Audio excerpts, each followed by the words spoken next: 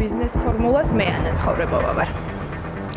მართალია ეკონომიკის მინისტრი იზიარებს ანაკლის განვითარების კონსორციუმის პოზიციას, რომ პანდემიის შემდეგ ანაკლის სპორტს კიდევ უფრო მეტი დატვირთვა ექნება საქართველოში ინვესტიციების მოზიდვის თვალსაზრისით, თუმცა არაპირებს მოლაპარაკებების მაგიდას დაუბრუნდეს, როგორც კი საშუალება მოგვეცემა ტენდერს გავმართავთ, განაცხადა დღეს ნათია თურნავამ და იქვე დასძინა, რომ პოსტკრიზისულ პერიოდში მეტი დატვირთვა არა მხოლოდ ანაკლის, არამედ ფოთის სპორტსაც ეძლევა, სადაც ახალი ტერმინალის მშენებლობა მისივე ინფორმაციით აქტიურ ფაზაში გადავიდა. შეგახსენებთ, გუშინ ანაკლის განვითარების კონსორციუმმა განაცხადა, რომ შექმნილი ვითარების გამო საქართველოს მთავრობის წინააღმდეგ საერთაშორისო საარბიტრაჟო პროცესის დაწყება გადადო და მზადყოფნა გამოთქვა საქართველოს მთავრობასთან თანამშრომლობით მოიზიდოს დამატებითი ინვესტიციები პორტის მშენებლობის გასაგრძელებლად.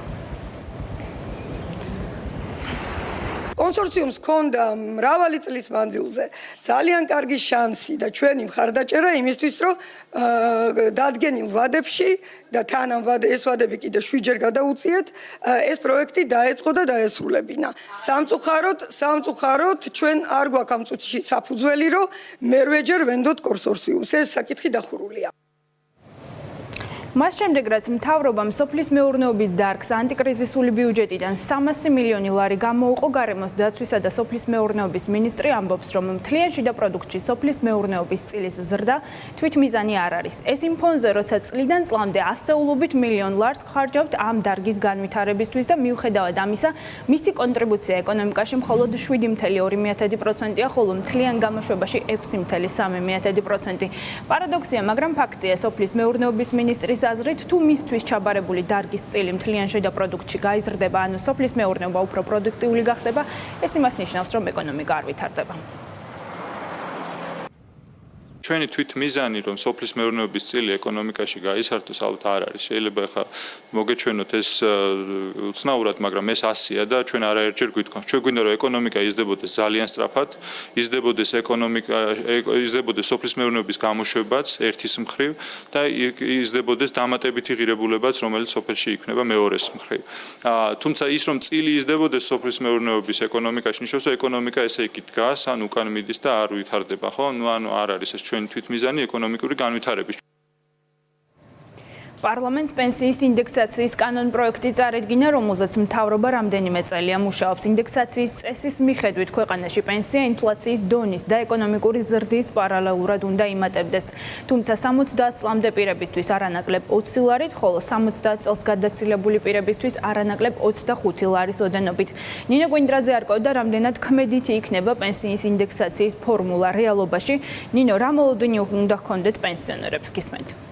ანა, თუ კი პროცესი კიდევ არ გაჭიანურდა 2021 წლიდან პენსიების ზრდა შემდეგნაირად მოხდება. 70 წლამდე ასაკის პენსიონერების პენსია ყოველწლიურად ბოლო 12 თვის ინფლაციის საშუალო მაჩვენებლით გაიზრდება, მაგრამ ეს არანაკლებ 20 ლარის ოდენობით. 70 და მეტი ასაკის პენსიონერებისთვის კი ჯამით, რომელიც უდრის ბოლო 12 თვის ინფლაციის მაჩვენებლის საშუალო არითმეტიკულს, დამატებული ბოლო 6 კვარტლის მშპ-ს რეალური ზრდის მაჩვენებლის საშუალო არითმეტიკულის 80%, მაგრამ ასევე არანაკლებ 25 ლარის ოდენობით. თუ კი მონაცემებს და პროგნოზებს რეალურ ციფრებში გადავიყვათ, ამ ფორმულის გამოყენება მთავრობას უახლოესი წლების განმავლობაში ნამდვილად არ დასჭირდება. მთავრობამ ისედაც აიღო ვალდებულება ყოველწლიურად პენსიების მინიმუმ 20 და 25 ლარის ზრდის შესახებ. თუმცა თუ კი რეალურ ციფრებს დავიანგარიშებთ, ზრდა ამაზე მეტი უახლოეს წლებში ვერც გამოვა. ასე მაგალითად, დღეს ასაკით პენსიონერები სახელმწიფოსგან ყოველთვიურად 220 ლარს იღებენ. თუ კი ამ მონაცემს დავუმატებთ საშუალოდ ინფლაციის, მაგალითად, არა სამიზნე, არამედ მასზე მაღალ მაჩვენებელს 5%-ის ოდენობით და ასევე ეკონომიკური ზრდის ოპტიმისტურ პროგნოზს, მაგალითად ასევე 5%-ის ოდენობით, გამოვა, რომ ამ გაანგარიშებით პენსიის ზრდა უხეშად 17 ლარი იქნება, საიდანაც 6 ლარი და 60 თეთრი ინფლაციის პარალელური ზრდა გამოდის, 10 ლარი კი ეკონომიკური ზრდის. საქმე იმაშია, რომ ამაზე მაღალ ზრდას არც მთავრობა ელის, რადგან კანონპროექტში, რომელიც პარლამენტს წარედგინა, წერია, რომ მომდევნო 5 წელში საშუალოდ პენსია 320 ლარს მიაღწევს, ანუ წელიწადში ზრდა 20 ლარი იქნება. ეს სქემა არ გვაზღვევს იმისგან, რომ მთავრობა დაპირდეს მოქალაქეს უფრო მაღალ ზრდას პენსიისას ერთჯერაც. ანუ მე არ მგონია, რომ ასეთი მე არ ვნახე ესეთ ჩანაწერი, რამდენად ასე ვთქვათ, დაუშვებელია ამ წესის გათვალისწინებით ერთჯერადი პენსიის და მე მგონი არ არის. და თუ ეს არ არის, შესაძლოა ფასის რა ფასით გადასახდელი ექნება სახელმწიფო ბიუჯეტს ასეთი ერთჯერადი ზრდისთვის კიდევ უფრო გაიზარდოს. უნდა მიებას ნომინალური მშპ-ს ზრდას. ანუ ნომინალური მშპ არის ეგრეთ წოდებული დეფლატორი, გინდა მათემატიკურად, გინდა თქვა ეკონომიკურად, ალბათ ნომინალურ მშპ-სთან გიბმა ყველაზე ახლოსა, ოღონდ არა 80% და 60%, არამედ თლიანი ალბათ კлау. რატომ? იმიტომ რომ საბიუჯეტო შემოსავლები, როგორც გითხარით, ნომინალური მშპ-ს შესაბამისად იზრდება. მთავრობამ ყოველწლიურად პენსიის 20-25 ლარით ზრდის პირობა დადო, თუმცა საინტერესოა, რამდენად აისახება ეს თითოეული პენსიონერის რეალურ შემოსავლებზე. ანუ მაშინ, როდესაც ქვეყანაში სამომხმარებლო ფასები ყოველწლიურად იზრდება, ჩვენი შემოსავლის მყიდველმარიანობა კი მცირდება. ჩვენ შეგვიძლია ეს მონაცემები ინფლაციის დონის პარალელურად დავიანგარიშოთ და ესე მაგალითად, თუ კი 2021 წელს ასაკით პენსიონერები ყოველთვიურად 20 ლარით გაზრდილ პენსიას მიიღებენ, ანუ 240 ლარს, ამ 240 ლარის მყიდველმარიანობა ინფლაციის გათვალისწინებით საშუალოდ 5%, ანუ 12 ლარით ისედაც შემცირდება. ანუ ზრდა თანხის რეალური მყიდველმარიანობით მხოლოდ 8 ლარი რჩება. ასე მოხდა ბუნებრივია წინა წლებშიც. თუმცა აქ ისმის ერთი კითხვა, რამდენად სამართლიანია პენსიების ზრდა მიებას საშუალო ინფლაციის დონესთან, გამომდინარე ერთი ფაქტიდან. პენსიონერების მოხმარებაში ყველაზე დიდი წილი ჯანდაცვას, სურსათსა და ტრანსპორტს უკავია. სწორედ ამ პროდუქციაზე იზრდება ყველაზე მეტად ბოლო წლების განმავლობაში ფასები, თუმცა მაგალითად რესტორნების და ბარების კომპონენტზე შესაძლოა კონკრეტულ პერიოდში ფასებმა პირიქით დაიკლოს კიდეც. შესაძლებელი უნდა იყოს, რომ ამ სეგმენტისთვის მოსახლეობის შესაბამისი კალათა იქნას შემუშავებული და შესაბამისი ინდივიდუალური არის, მაგრამ ასე ვთქვათ, განსაკუთრებული მოხდეს, ასე ვთქვათ, შეწონვა მოხდეს და დაანგარიშების მეთოდოლოგია მოერგოს პენსიონერის კალათას. პენსიონერის ინფლაცია გაცილებით უფრო მაღალია. რამდენად სწორი იქნება მათთვის ცალკე დაცვა, ალბათ არასწორი იქნება. ჩვენ უნდა მოვიგონოთ ახალი სტანდარტები, შიდა სტანდარტები, როგორ დავხოლოთ პენსიონერის ინფლაცია, ანუ ასეთ სტანდარტები არ არის. შესაბამისად კი, თქვა წინააღმდეგი არა ვარ მოვიგონოთ, მაგრამ დიდი ალბათობით მოხდება ციფრების ჩასწორებები, ასე ვთქვათ, მოხერხებისამებრ, როდესაც არ ხდება ამის, თქვა საერთაშორისო სტანდარტებთან შეხამება. საქართველოში სახელმწიფო პენსიას 770.000 პირი იღებს. წარმოდგენილი კანონის პროექტით წლიურ ბიუჯეტში საპენსიო ხარჯები წლიურად დაახლოებით 230 მილიონი ლარით გაიზრდება და გრძელვადიან პერიოდში საპენსიო ხარჯი არ გადააჭარბებს მთლიანი შიდა პროდუქტის 4.5%-ს. ამასთან მიმდინარე წელს უკვე დაგეგმილია პენსიის დამატებით 30 ლარით ზრდაც. ინდექსაციის ფორმულის ამუშავებას მთავრობაც გრძელვადიან პერიოდში ელის. პარლამენტში წარდგენილ კანონ პროექტში აღნიშნულია, რომ საშუალოვადიან პერიოდში ეკონომიკურ პარამეტრებზე დაყრდნობით გამოანგარიშებული ოდენობა შესაძლებელია უფრო დაბალი აღმოჩნდეს, ვიდრე ეს არის გარანტირებული ზრდის მინიმალური ოდენობა, ანუ წელიწადში 20-25 ლარი. მადლობა ნინო კვინტრაძემ გაგვაცნო თუ რა სქემით მოხდება პენსიის ზრდა, მას შემდეგ რაც მთავრობამ უკვე დაამტკიცა პენსიის ინდექსაციის წესი და პარლამენტს შესაბამისი დოკუმენტი უკვე გადაეგზავნა. დღეს პრემიერ-მინისტრმა გიორგი გახარიამ თქვა, რომ პირველი ქვეყანა, რომელიდან საქართველოს უსაფრთხო მწვანე კორიდორს შექმნის ტურისტებისთვის და ვიზიტორებისთვის ისრაელი იქნება. რა თქმა უნდა, ჩვენ ყველაფერს გავაკეთებთ იმისთვის, რომ ვუმასპინძლოთ ისე, როგორც ჩვენს ქვეყანას შეეფერება და გავუფრთხილდეთ მათ ჯანმრთელობას. ეს არის ამონარიდი პრემიერის დღევანდელი განცხადებიდან. თუ რამდენად რეალისტურია ისრაელიდან ტურისტების შემოდინების მოლოდინი და რა პირობები უნდა დააკმაყოფილოს საქართველოს ამისთვის. სტუმართან ერთად გავაგრძელებთ თემაზე საუბარს. იციგ მოშე საქართველოს ისრაელის ბიზნეს პალატის პრეზიდენტი გვერდება პირდაპირ ეთერში. მოგესალმებით, დიდი მადლობა რომ გამოინახეთ დრო ჩვენთან სტუმრობისთვის. პირველ რიგში გკითხავთ, რამდენად რეალისტურია მოლოდინი, რომ ველოდოთ პირველ რიგში ისრაელიდან ტურისტებს, როგორც ეს დღეს პრემიერმა აღნიშნა. პირველ რიგში გამარჯობათ და დიდი მადლობა რომ შეძელით ზუმიდან და დახურულ ოთახიდან უგამოვედით სუფთა აირზე შედარებით. ძალიან მიხარია. და თუ ეს მოხდა შესაძლებელია, ალბათ ყველაფერი შესაძლებელია ისრაელთან, საერთოდ საქართველოს ისრაელის ურთიერთობებში არის ძალიან დიდი პოტენციალი. ჩვენ უნდა ვიცოდეთ ერთი ციფრი, რომ ისრაელიდან ყოველ წელს გადის 4.5 მილიონი ტურისტი. და საქართველოში ჩამოდის მხოლოდ 5%. ეს ნიშნავს, რომ პოტენციალი არის ძალიან დიდი, ვინაიდან საქართველო არის ისრაელის ტურიზმის რუკაზე. და ეს ფაქტი, რომ ისრაელიც საუბრობს ამაზე, რომ იმ 8 ქვეყანაში საქართველო, საბერძნეთი, სლოვენია არის ის წამყვანი ქვეყნები, სადაც დაიწყება ტურიზმი ისრაელიდან. მე მჯერა, რომ ეს ყველაფერი შესაძლებელი არის და მე მინდა ერთი რამ უთხრა ჩვენ მაყურებლებს, რომ როდესაც ლაპარაკი არის ისრაელიდან პოტენციალზე, მე მახსენდება 30 წლის წინა ისტორია, როდესაც მე ვიყავი პირველი წარმომადგენელი, იმ დროს ჩამოსვლა საქართველოში გრძელდებოდა 7 დღე. ტელ-ავივი, ვენა, მოსკოვი, თბილისი და დღეს კორონამდე ჩვენ გვქონდა 7 ფრენა დღეში. ამიტომ ეს მანძილი 7 დღის ფრენიდან 7 დღე, როდესაც 7 ფრენა არის დღეში, ეს უფრო დიდი არის ვიდრე დღეიდან ტურიზმი განახლდეს და ჩვენ გამომრავლოთ ეს ციფრი მომავალ წელს. თუმცა საინტერესოა, რომ ისრაელი ზოგადად გამორჩეულია როგორც ერთ-ერთი ქვეყანა, რომელიც განსაკუთრებულად ზრუნავს სამგზავრო უსაფრთხოებაზე, მათ შორის საკუთარი მოქალაქეებისაც. როგორ ფიქრობთ, რამდენად გამკაცრებული ზომების დაკმაყოფილება მოუწევს საქართველოს მთავრობას იმისთვის, რომ შესაძლებელი გახადოს ისრაელიდან ტურისტების მიღება? პირველ რიგში ოფიციალური ჯგუფები ერთმანეთთან მუშაობენ და მე მჯერა რომ ამ საკითხს მოაგვარებენ. საერთოდ ისრაელის განაცხადით ივნისის თვეში მოხდება პილოტური გეგმა, სადაც ბიზნესმენები და ტურისტები შეძლებენ ამ ქვეყნებში მოგზაურობას. რა თქმა უნდა, უკვე არ იქნება 2 საათი ლოდინი აეროპორტში, არამედ 4 საათი, სადაც იქნება ჩამოყალიბებული როგორი ტესტები ექნებათ ამ მგზავრებს და მე მჯერა რომ საკითხი მოგვარდება და ივლისის ბოლოს ალბათ დაიწყება უფრო დიდი ტურიზმი ისრაელიდან საქართველოსკენ. როგორი მოლოდინი გაქვთ? დაახლოებით რამდენ ხანში შეიძლება დაუბრუნდეს ისრაელიდან ტურისტების და ვიზიტორების რიცხვი იმ ნიშნულს, რაც ჰქონდა კორონავირუსის გავრცელებამდე? ან როგორ ფიქრობთ, როდიდან შეიძლება ველოდოთ, რომ ეს მაჩვენებელი ზრდას დაიწყებს? წელს ვიცით, რომ ძალიან რთული წელი გვექნება ტურიზმისთვის.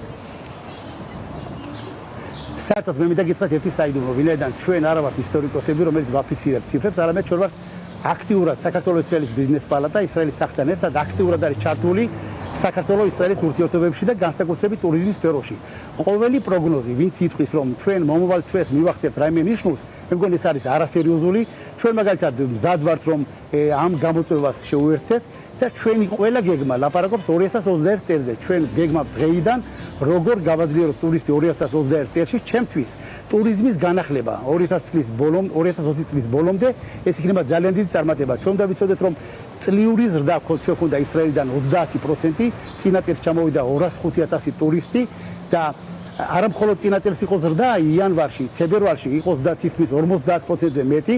კორონა რომ არ ყოფილიყო, კორონას პანდემია, ჩვენ მივახცევით ალბათ 320,000 ტურისტს ამ წელს. ჩვენ შეგვიძლია დღეს დავგეგმოთ ხოლოს 2021 წელი.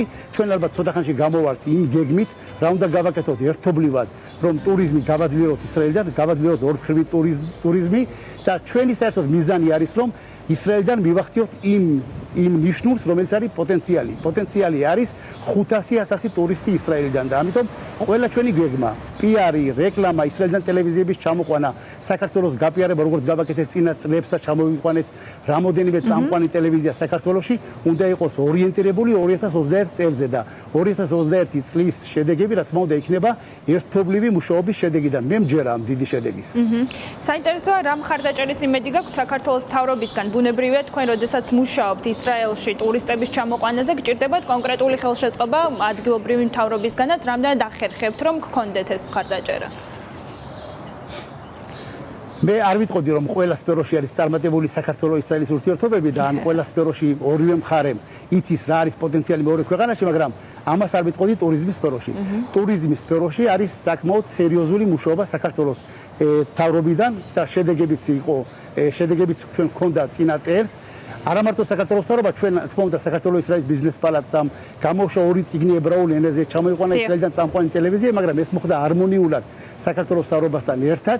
ამიტომაც ჩვენ მივიღეთ საკმაოდ დიდი შედეგი და მე კიდევ ვამბობ, რომ პოტენციალი არის ბევრად უფრო მეტი, ვიდრე არის დღეს. მიუხედავად იმისა, რომ სეზონზე თბილისში სასტუმროებში და ბათუმში სასტუმროებში ჩვენ გვესმით ძირითადად ებრაული ენა, ამ ყველაფრის გამრავლება შესაძლებელია. ბატონო იცი, საინტერესო თქვენ აღნიშნეთ, რომ ტურიზმი ნამდვილად არ განეკუთვნება იმ სფეროს, სადაც შეიძლება ითქვას, რომ არ არის წარმატებული ქართულ-ისრაელური თანამშრომლობა. რომელი სფეროა ასეთი? მაგალითად, ინვესტიციების მოზიდვის თვალსაზრისით საკმაოდ პრობლემური იყო გასული წლები ინვესტიტორების მოზიდვისთვის. როგორ ფიქრობთ, რამდენად გვაქვს პოტენციალი, რომ გარკვეული წლების განმავლობაში მოვახერხოთ და მოვიზიდოთ ისრაელიდან ინვესტიციები საქართველოში? რა არის საჭირო ამისთვის? ამისთვის ძალიან დიდი საჭიროება არის, რომ თქვენი ტელევიზიის და სხვა ტელევიზიების მხარდაჭერა და დახმარება.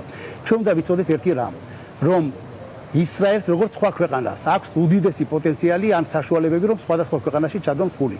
რამდენი ინვესტიცია შემოვა ისრაელიდან საქართველოში, რამდენი ტურისტი ჩამოვა ისრაელიდან საქართველოში, ეს არის მხოლოდ ქართული მხარის გადასაწყვეტი. მე მინდა გითხრათ რომ ისრაელის ინვესტორები უკვე საქართველოში არიან. საქართველოში შემოსული არის თითქმის 9 მილიარდი დოლარის ინვესტიცია. ამას ჭირდება განვითარება, მაგალითად, ვინც შემოვიდა საქართველოში და იმან იყიდა მიწის ნაკვეთი, ამას ჭირდება გაგრძელება. ესე იგი, მხოლოდ ის ინვესტორები, ვინც საქართველოში არის შემოსული, ამ საკითხის განვითარება მიაღწევს 1 მილიარდი დოლარის ინვესტიცია. საერთოდ მინდა გითხრათ რომ ისრაელიდან კონტრიბუცია საქართველოში არის თითქმის მილიარდზე მეტი, ეს არის ტურიზმიდან შემოსავალი, ეს არის ინვესტიციებიდან შემოსავალი, ინვესტორების შემოსვლა ისრაელიდან ხდება მხოლოდ ერთ შემთხვევაში, როდესაც არსებული ინვესტორები არიან კმაყოფილები, არის წარმატებული მაგალითები რომ დავანახოთ. ხო, არის წარმატებული მაგალითები რომ დავანახოთ ინვესტორებს და ინვესტორი არის დაცული. მე მინდა გითხრათ ერთი და კარგი მაგალითი, რომ როდესაც მხარეს უნდა ისრაელის მხარეს თუ საქართველოს მხარეს რომ ინვესტორი დაიცვას, ამას არ ჭირდება ან მხარი დაუჭიროს, ამას არ ჭირდება დამატებითი სახსრები. ესე იგი, შუა კორონას პერიოდში იყო პრობლემა ერთ-ერთი ინვესტორთან, ახალგაზრდა ბიჭი, რომელიც იყო ჩამოსული ბათუმში და შინაგან საქმეთა სამინისტროსთან ერთად, საქართველოს მთავრობასთან ერთად, აჭარის მთავრობასთან ერთად პრობლემა მოგვარდა 24 საათში. მინდა გითხრათ, რომ ეს არ დაჯდა დამატებით 1 ლარი საქართველოს მთავრობისთვის, მაგრამ ამას შეუძლია დამატებით ინვესტორები შემოიყვანოს, რა თქმა უნდა, კი. ყოველი წარმატებული ინვესტორი საქართველოში ისრაელიდან, ეს არის მაგალითი, ეს არის სტიმული, რომ ჩამოვიდნენ უფრო მეტი ინვესტორები. ამ სფეროშიც არ არის 10%-ზე მეტი გამოყენებული, ისრაელიდან შესაძლებელია მინიმუმ 100 მილიონი დოლარის მოზიდვა ყოველ წელს და ამ საკითხშიც ჩვენ ვაპირებთ მუშაობას საქართველოს მთავრობასთან, ისრაელის მთავრობასთან. თქვენ ალბათ იცით, რომ ამ დღეებში შეიქმნება ისრაელში ახალი მთავრობა, ჩვენ გავაძლიერებთ თანამშრომლობას. ჩვენ წლის ბოლოს ვაპირებთ 25 წლის იუბილეს საქართველოს-ისრაელის ბიზნეს პალატის და ვაპირებთ მომავალი წლისთვის აგრესიულად გეგმის განხორციელებას, ვინაიდან ჩვენ გვჯერა საქართველოს მთავრობასთან ერთად ჩვენ შეგვიძლია გავაორმაგოთ ინვესტიციები ისრაელიდან. საინტერესო, თქვენ აღნიშნეთ, რომ მთავრობის ფორმირება სელით ისრაელში სანამ კორონავირუსის გავრცელება დაიწყებოდა, თქვენ აქტიურად მუშაობდით ქართველების ლეგალურად დასაქმებაზე ისრაელში. ეს სამუშაოებიც თუ გაგრძელდება და რა მოლოდინები გაქვთ ამასთან მიმართებაში? ჩვენ კორონას პერიოდში ჩვენ მუშაობდით თითქმის ყოველ დღე, ჩვენ გვყავს 30 თანამშრომელი და ჩვენ ზუსტად კორონას პერიოდში გამოვაცხადეთ 21 პუნქტი, რაც არის გასაკეთებელი საქართველოს-ისრაელის ურთიერთობებში. მე მინდა გითხრათ ერთი საიდუმლო, რომ გაიხსნას ამ პერიოდში 5 სავაჭრო პალატა, ან 5 ბიზნეს პალატა, ყველას ექნება სამუშაო, ვინაიდან ისრაელთან პოტენციალი ჯერ არ არის განხორციელებული, არის ძალიან ბევრი სამუშაო. ერთ-ერთი თემა არის, რაც თქვენ თქვით, მაგრამ ამ საკითხზე მუშაობენ ოფიციალური პირები, ოფიციალური ორგანიზაციები, რა თქმა უნდა, ესენი არიან მისამართები, მაგრამ მე მჯერა ყველა პრობლემა შესაძლებელია რომ მოგვარდეს თუ იქნება ერთობლივი მუშაობა. ამისათვის აუცილებელი არის ყოველ მხარემ იცოდეს მეორე მხარეზე უფრო მეტი, იცოდეს მეორე მხარის პოტენციალი და ეს საკითხიც მოგვარებადია და ამაზე მე უფრო მეცად გეტყვი რომ ჩვენ კორონამდე ჩვენ დაუწერეთ ისრაელში ტურიზმის სამინისტროს გეგმა, როგორ შეიძლება პოსტსაბჭოთა ქვეყნებიდან გავაძლიეროთ ტურიზმი ისრაელში. ეს არის გეგმა, ეს არის გამოცდილებით, რაც ჩვენ გვაქვს 30 წელი, როგორ შეიძლება ტურიზმის განვითარება, გაძლიერება, იმიტომ რომ ჩვენ მუშაობთ საქართველოს-ისრაელის ბიზნეს პალატა კავშირებზე, ამიტომ კავშირი უნდა იყოს ორმხრივი. ისრაელიდან ჩამოდიოდნენ ტურისტები საქართველოში და საქართველოსდან ჩადიოდნენ ტურისტები ისრაელში. ისე ისრაელის მთავრობის გეგმა არის და მიზანი რომ საქართველოსდან ჩავიდნენ ტურისტები ისრაელში და საქართველოს მხარის საზრუნავი არის რომ ისრაელიდან ჩამოვიდნენ ტურისტები. მე მჯერა რომ ეს საკითხები დაალაგდება, ისრაელში ახალი მთავრობა შეიქმნება, ერთობლივი მუშაობით ამ საკითხის მოგვარება შეიძლება. ბანო, იცით, ჩვენ საუბრის ბოლოს თქვენ რამდენჯერმე აღნიშნეთ რომ პოტენციალი ბევრად დიდია და შეგვიძლია ამის გამოყენება. რა უშლის ხელს, რა არის ხელისშემშლელი ფაქტორები და დავასრულოთ საუბარი. მე მაინც ვიტყოდი ერთ წინადადებაში, რომ თუ მხარეები ერთმანეთს უფრო მეტად გაიცნობენ, უფრო მეტად ეცოდინებათ მეორე მხარის პოტენციალი, შესაძლებელია უფრო დიდ შედეგებზე მიღწევა, ვინაიდან ცოდნა პრობლემა. ეს მე მარტო საქართველოზე არ ვლაპარაკობ, ისრაელმაც არ იცის ბოლომდე საქართველო. ჩვენ ვართ პატარა ერები, დიდი ისტორიით და დიდი ამბიციებით, ორივე მხარე. მე მჯერა რომ კარგი შესწავლით. ისრაელი უფრო მეც გააკეთებს საქართველოში და საქართველო უფრო მეც გააკეთებს ისრაელში. მე მჯერა რომ ამ ეტაპზე არსებობს რაღაც კეთილი კმაყოფილება, რომ თითქმის რომ ყველაფერი შესრულებული არის. პოტენციალი არის ძალიან ბევრი, შესრულებული არის ძალიან ცოტა. ერთობლივი მუშაობით. მე მჯერა რომ ამის მიღწევა შესაძლებელია. ჩვენ უნდა შევქმნათ უფრო მყარი და უფრო ძლიერი ხიდები ქვეყნებს შორის და სხვა დროს შეიძლებოდა ამ ტემპით წასვლა, მაგრამ დღეს არის უდიდესი გამოწვევა პატარა ქვეყნებს ჭირდებათ აქტიურად მუშაობა, რომ გააძლიერონ თავიანთი ეკონომიკა, გააძლიერონ ქვეყნები, ეს არის უკვე ნაციონალურ დონეზე მიზნები და ჩვენ შეგვიძლია რომ ამის მიღწევა შესაძლებელია და ჩვენ მზად ვართ ჩავერთოთ. გასაგებია. წარმატებებს გისურვებთ. ძალიან დიდი მადლობა რომ იყავით ჩვენი სტუმარი. იცი კმოშე საქართველოს-ისრაელის ბიზნეს პალატის პრეზიდენტი გახდათ ჩვენთან სტუმრად. საუბრობდით იმაზე თუ რამდენად გვაქვს რეალისტური პოტენციალი რომ მოვიზიდოთ. პირველი ქვეყანა იყოს ისრაელი, საიდანაც მოვიზიდავთ ტურისტებს, როგორც დღეს პრემიერ-მინისტრმა აღნიშნა. საქმიანობის განახლების მეოთხე დღეს მაღაზიები კლიენტებს სიმცირეს უჩივენ და ზარალის მოცულობით მასშტაბებზე საუბრობენ. მყიდველთა ნაკლებობა განსაკუთრებით შეინიშნება სათვალეების მაღაზიებში, რომელთა ნაწილი შესაძლოა დახურვის ზღვარზე აღმოჩნდეს. ბიზნესი ფიქრობს, რომ მყიდველების რაოდენობის ზრდას კვლავ შეჩერებული საზოგადოებრივი ტრანსპორტიც აფერხებს. გიგა ბენია მუშაობდა თემაზე და მოიარა მაღაზიები. გიგა, რა მოოდინები აქვთ საცალო ვაჭრობის მაღაზიებს? რეალურად რა პრობლემები აქვთ უკვე მეოთხე დღეს, რაც საქმიანობა განაახლეს? გისმენთ? ანა მაღაზიებში, სადაც პანდემიამდე დღეში 500-მდე მომხმარებელს ემსახურებოდნენ, დღეს 60 ადამიანიც კი არ შედის. როგორც ბიზნესი მიიჩნევს, მიზეზი ვირუსისადმი შიში და შემოსავლების გარეშე დარჩენილი მოქალაქეებია, რომლებიც ტექნიკისა თუ პროდუქციის შეძენას ვერ ახერხებენ. შესაბამისად, 2 თვის მანძილზე გაჩერებული ბიზნესისთვის საქმიანობის განახლება შესაძლოა შვება სულაც არ აღმოჩნდეს. მათმა ნაწილმა პრობლემის მოსაგვარებლად ონლაინ გაყიდვებიც დანერგა. თუმცა კლიენტებისთვის, რომლებიც მაგალითად პარფიუმერულ პროდუქციას ყიდულობენ, ის მოსახერხებელი სულაც არ აღმოჩნდა. შეცვლილია რაოდენობა ადამიანების და აქედან გამომდინარეც არის რომ ის რაც იყო თქო ბრუნო კომპანიის იმის 55-60%-ია. თუმცა ესეც ძალიან საიმედო ციფრია ამ პერიოდში. და მე ვნახოთ როცა ყველაფერი რო გაიხსნება და გასავალიც რომ ადამიანებს მეტი ექნებათ, ეხლა ხო უმეტესად თითქმის ყველაფერი შეზღუდულია. მე ვნახოთ თუ ექნებათ შემოსავალი, ჩვენი შემოსავლებიც მომხმარებლის შემოსავალზეა დამოკიდებული. მომხმარებელი არ მოდის მაღაზიაში. ძალიან მცირე რაოდენობა ის კატეგორია, რომელიც ან აქვე ცხოვრობს, ან ჩვენი ძალიან ხშირი კლიენტი არის, ან მაგალითად არ აქვს ტელეფონი და ეხლა უნდა რომ შეიძინოს და ტელეფონით ვერ ახერხებს მაგალითად შეკვეთის გაფორმებას. ჩვენ წელიწადში ვყიდით 80,000-ზე მეტ iPhone-ს და აქედან დიდი წილი აქამდე ან 90%-ზე და მეტი იყო უშუალოდ ადგილზე მოსული მომხმარებელი. თუ საშუალო დღის განმავლობაში 500-მდე მომხმარებელს ემსახურებოდით, კარგ დღეს გულისხმობ, ეხლა 100-მდეც ვერ ადის ეს ციფრი. იმიტომ რომ როგორც გითხარით, შიშის ფაქტორი არის და თან ძალიან შემცირებული არის მცხოვრებთა რაოდენობა. მცხოვრები საერთოდ არ მოდი მაღაზიაში. კიდევ უფრო რთულ მდგომარეობაში არიან სათვალეების რეალიზატორები. მაღაზია თორელში გვიყვებიან, რომ კარგ შემთხვევაში დღეში მხოლოდ 5 მომხმარებელს ემსახურებიან. ბუნებრივია ონლაინ გაყიდვები აღნიშნულმა მაღაზიამაც დაიწყო, თუმცა მყიდველთა მნიშვნელოვანი ზრდა მაინც არ შეინიშნება. მაღაზიის მენეჯმენტი თვლის, რომ კლიენტების ნაკლებობის ერთ-ერთი მიზეზი სწორედ გაჩერებული საზოგადოებრივი ტრანსპორტია. ადრე თუ ემსახურებოდით დღეში 30 მომხმარებელს, ახლა შეიძლება შემოვიდეს 5, ან ის 5-იც არ შემოვიდეს. ონლაინ გაყიდვები გართულებულია ჩვენ შემთხვევაში, იმიტომ რომ მომხმარებელს უწევს სათვალის მოსინჯვა, მორგება სახეზე, რაც ონლაინ ეს შეუძლებელია. ტრანსპორტიც, რა თქმა უნდა, დაბრკოლება, ვერ ახერხებს მომხმარებელი მოსვლას. ყველას არ შეუძლია გადაადგილდეს ავტომობილით, თუ ესე გაგრძელდა, დიახ, არ ვიცი. ცუდი სიტუაცია იქნება. საბოლოოდ ალბათ დროებით შეწყვეტს მუშაობას, თუ ესეთი ტემპით გაგრძელდა როგორც ახლა. საქართველოს მთავრობამ სავაჭრო, საბითუმო და საცალო მაღაზიებს საქმიანობის განახლების უფლება ორშაბათიდან 11 მაისიდან მისცა, თუმცა მათ რიგებში არ შედის სავაჭრო მოლები და ტანსაცმლისა თუ ფეხსაცმლის მაღაზიები, რომლებიც გეგმის მიხედვით წესით ივნისის დასაწყისიდან გაიხსნება. მადლობა გიგა ბენიამ გაგვეცნო თუ რა პრობლემები აქვთ მაღაზიებს, რომლებიც უკვე მე რამდენიმე დღეა მუშაობენ და გარკვეული პრობლემები, მათ შორის მომხმარებლების სიმცირის თვალსაზრისით უკვე შეექმნათ.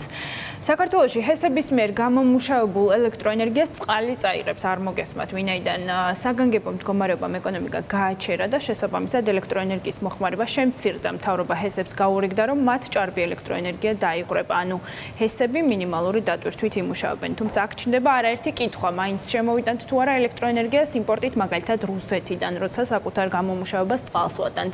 და რატომ არ შეიძლება იმპორტი ახლა მაინც ჩავანაცვლოთ საკუთარი ენერგიით? ამ და სხვა დეტალებზე პასუხებს ნუცა შუბაშვილი ეძებ და ნუცა რატომ ღრის მთავრობა ელექტროენერგიას, რომლის სიმცირეს წლებია ვუჩივით და რატომ არ ზრუნავს თუნდაც შემოდგომაზე, როცა მოხმარება აღდგება და შესაძლოა ეს გადაწყვეტილება ორმაგად ძვირი დაგუჯდეს, წინასწარ რატომ არ თulis ამ რისკებს გისმენთ?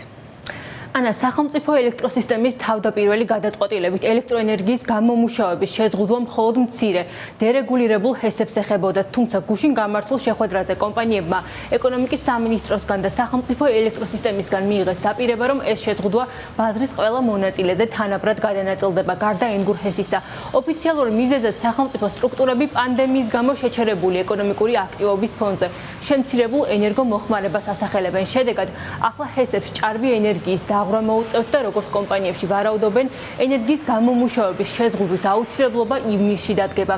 მართალია ჰესებმა გარკვეულ შეთანხმებას მთავრობასთან მიაღწიეს, თუმცა ახლა მათი მთავარი გამოწვევა, სად წაიღონ ჭარბი ენერგია, რადგან საქართველოს მსგავსად მოხმარება მეზობელ ქვეყნებშიც შემცირებულია.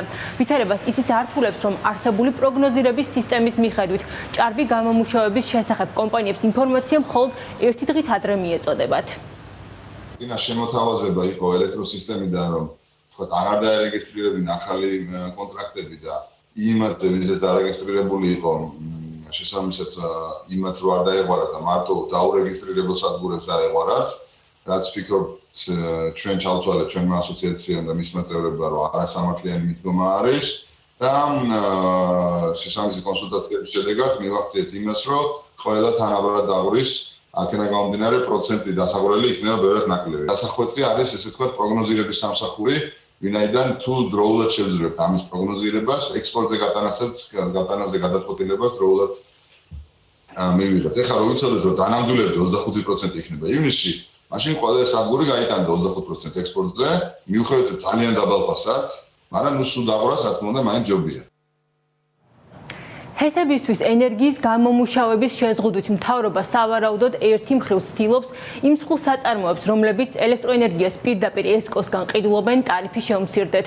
როგორც ცნობილია, ენგურ ჰესის მიერ გამომუშავებული ელექტროენერგია ახალ ჰესებთან შედარებით იაფია. თუმცა მეორე მხრივ არის ვარაუდი, რომ აღნიშნული შეზღუდვა ასევე უკავშირდება მთავრობის მიერ მოსახლეობისთვის ელექტროენერგიის სუბსიდირებასაც. აღსანიშნავია, რომ მარტში ელექტროენერგიის მოხმარება თითქმის 8%-ით იყო შემცირებული. მოხმარება შემცირდა აპრილში 947 მილიონ კილოვატ-საათამდე. ეკონომიკის სამინისტროს განახლებული პროგნოზის მიხედვით კი პანდემიის გამო წელს მოხმარება წლიურად თითქმის 6%-ით შემცირდება. აღსანიშნავია, რომ როგორც პირველ კვარტალში, ასევე აპრილში საქართველოს ელექტროენერგიის იმპორტი მაინც დასჭირდა. ბუნებრივია იმ ფონზე, როდესაც მთავრობის მოთხოვნით ჰესებმა გამომუშავება უნდა შეზღუდონ, ჩნდება კითხვა, იგეგმება თუ არა იმპორტის განხორციელება ზაფხულის თვეებში. დღეს ჩვენ ამ კითხვაზე პასუხი ეკონომიკის სამინისტროსგან და სახელმწიფო ელექტროსისტემისგან ვერ მივიღეთ. აღსანიშნავია, რომ პანდემიამ სხვა გამოწვევების წინაშეც დააყენა ენერგოსექტორი და ჰესების ნაწილის მშენებლობაც გარკვეულწილად ასე ვთქვათ გადაიდო.